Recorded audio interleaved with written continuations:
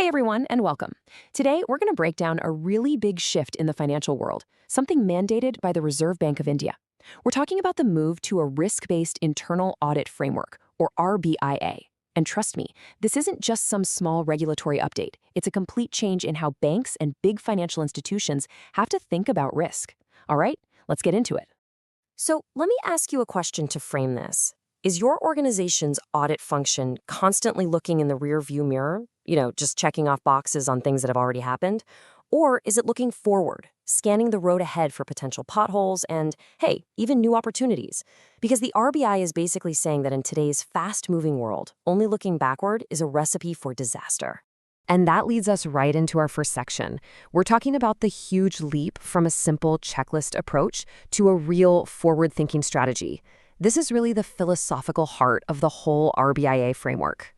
Okay, so let's put these two side by side. The old way, the traditional audit, was all about transaction testing. It was focused on the past, making sure everything was correct and compliant after the fact. Now, the new RBIA model, totally different game. It's all about what could happen. For example, a traditional audit might find a mistake in a loan document that's already gone out the door.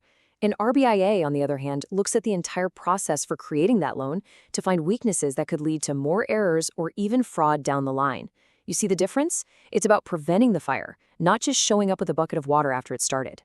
So what exactly is this RBIA framework?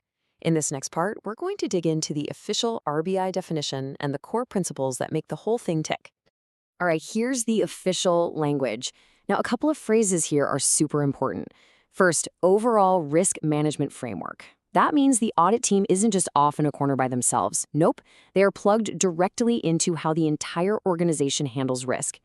And second, that word assurance. That's the key. This isn't just about finding what's broken. It's about giving the board real confidence that the systems they have in place are actually working and are strong enough to handle what's coming.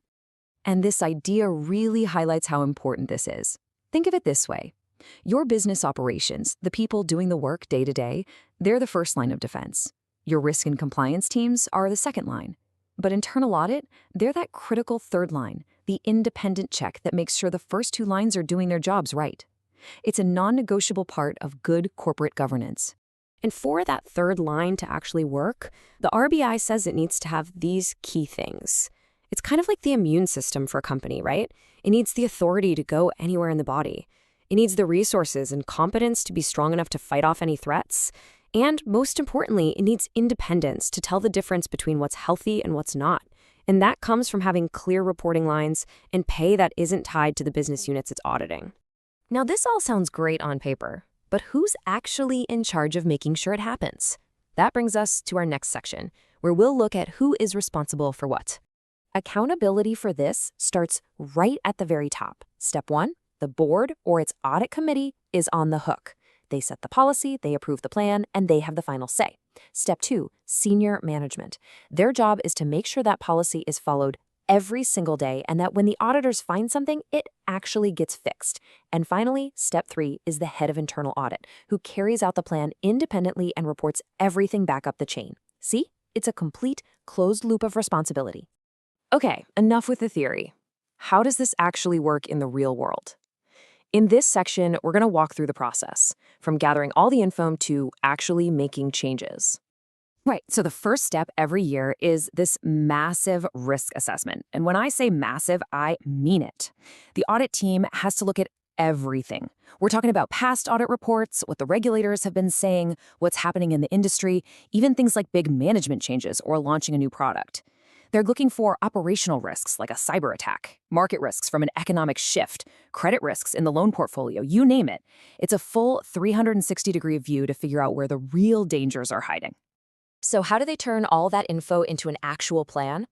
Well, they use a tool that looks a lot like this, a risk audit matrix. It's pretty simple, actually. On one side, you've got the magnitude of the risk. How bad would it be if this thing happened? And across the top, you've got the frequency. How likely is it to happen? So something that is both high magnitude and high frequency, well, that becomes a priority 1. That's what the audit team jumps on first. This whole system just ensures that their time and energy are spent on the biggest, most likely problems. But finding the risks, that's only half the battle. The follow-up is absolutely critical. So after an audit, a report gets written up. The really important findings go straight to the audit committee or the board. And then, and this is the key part, the audit team has to monitor and make sure management actually fixes the problems. This creates a powerful cycle where the organization is constantly learning and getting better. We have definitely covered a lot of ground, so let's just boil it all down and wrap up with the most important things you need to remember from this whole explainer. First, this is a huge mindset shift. We're moving away from just checking boxes and toward a forward-looking risk strategy. Second, governance is everything. The buck stops at the top with the board and senior management. Third, remember that RBIA is not a one-and-done thing. It's a continuous annual cycle of assessing, planning, and monitoring. And finally, the independence of the audit function is the bedrock of this whole system. If that's not there, none of this works. And I'll leave you with this last thought. This new RBI framework, it's not just another rule to follow. It's really an opportunity to build a much stronger, more durable organization. So the real question you should be asking isn't just, are we compliant? The question is, are we actually building an organization that is truly resilient enough for whatever challenges are coming next?